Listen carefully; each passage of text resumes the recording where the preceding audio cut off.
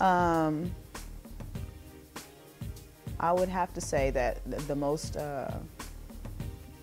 influential part of growing up in East Palo Alto probably was in 1991, going to over 19 funerals in 1 year. My friends dropping like flies throughout the course of that whole year. Seeing one of my best friend's brothers get shot. Actually witnessing someone else get killed by the hands of his brother. So that year was probably, as far as violence was concerned, the most influential part of growing up in East Palo Alto. Well, when I was growing up, there was the different sects like Midtown Hogs, and you had the Village and the Gardens and everything else. But as young kids, we were always able to go anywhere. We went to Kelly Park, we went to the Gardens, we walked like all times of the night, and we didn't have any fear of danger for our lives because it was just like that. We knew everybody everywhere, so it was safe for us to go anywhere we wanted to. The violence that happened during '91, I guess, started with some of that.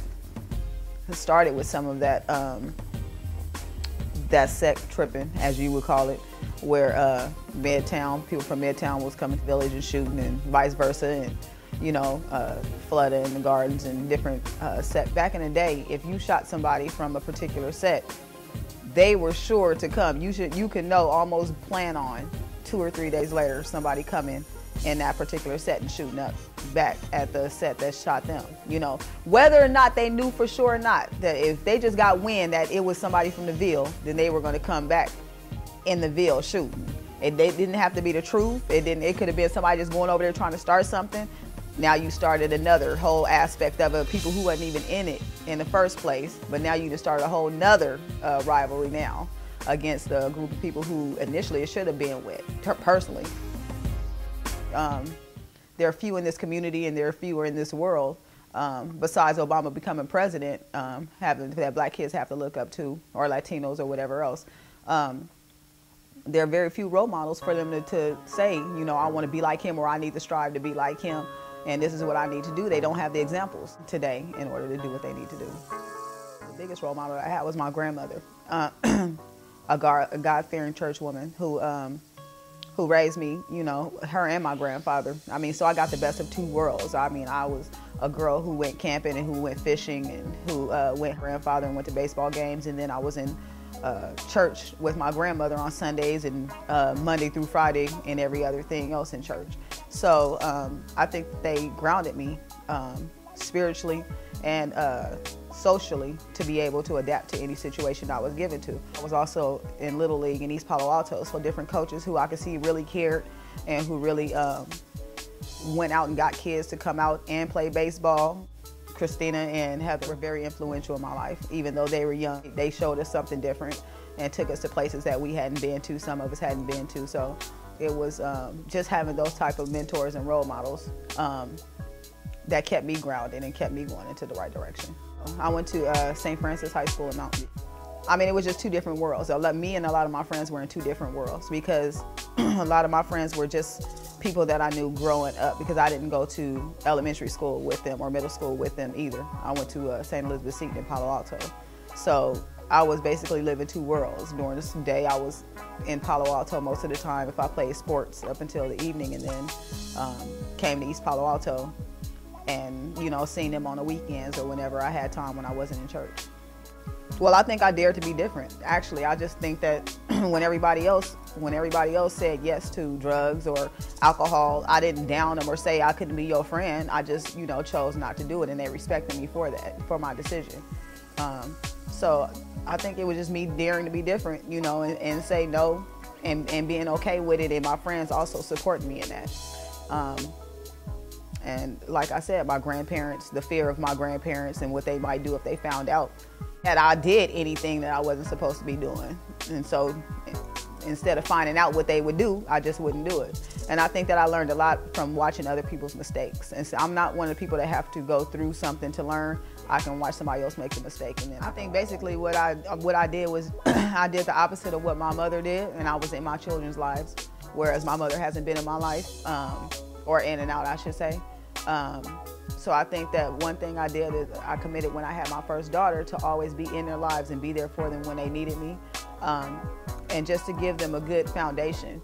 That's one promise that I made to myself, again, when I was pregnant with my first daughter, is that any kids I bring into this world, I was going to give them a good, solid foundation and instill good values and morals in them. So they would have the right decision making, because I'm not guaranteed to be here. God could take me at any minute. But if I gave them a good foundation and if I still instill good morals and values within them, then I won't be mad when I'm going to heaven and seeing the decisions that they make and looking down on them. And so I just want to make sure that whatever I tell them, as long as they do right, you know, and as long as they know that God got their back and they making a good decision and not trying to hurt nobody, they're going to be all right. And you know, sometimes it's better to go against the grain and just know that you are who you are and that you somebody, and don't let nobody tell you that you're, you know, that you aren't anybody. And so that's all I could do, is just instill in them that they are, you know, somebody who gonna make a change, but they gotta be different sometimes, and they can't be going with the group. Whatever. There was a poem that I did when I was younger called I Am Somebody.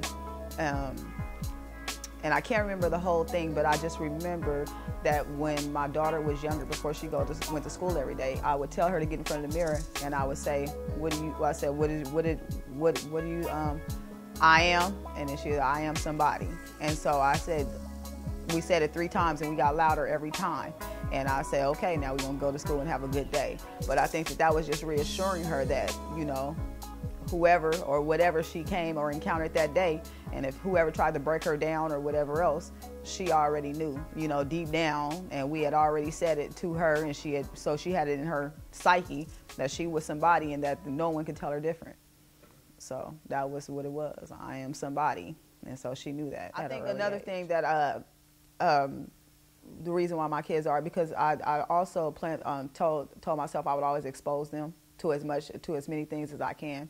And I know that my oldest has traveled a lot, and I've exposed my little ones to things that they probably wouldn't see. You know, I don't believe that a kid has to get to high school or beyond in order to see what's outside of California or East Palo Alto. So I think that the earlier that you expose a child or somebody to something, the more, you know, the more well-rounded they are. And that's what it's all about, being a well-rounded individual and being able to fit in no matter what environment. Live in peace. Some people would look at that as utopia, saying there's no way in the world people can live in peace, but there is. Because if you got peace within yourself, it's always going to be peace, no matter in a world of chaos. I believe that as long as you got peace within yourself, you're going to be okay, because that's going to shine when everybody else is going crazy. You'll be able to keep some, you know, you'll be able to keep some type of control over your life, and then somebody else will see that and wonder how you able to do it in the middle of chaos. So I just feel that it's on an individual basis, and the more individuals we get to live in peace within themselves, then everybody comes together on a whole. Everybody comes together on a whole and starts living in peace. But like I said, it's like a ripple, a wave effect. One person starts it, and then another person sees them and starts doing it, and so I think in the end you can get a whole community living in peace and you know, having it together and doing stuff to make things better for the younger generation coming up, and also making the older generation proud. And I think that that's what it's about. We've gotten away from making the older generation proud and getting the examples from our older generations who have lived in peace. We've stopped listening to them and trying to do it on our own. It's just not working. So I think that once we get into a medium of listening to them and also trying to be an example for the younger generation, we'll have everybody living in peace.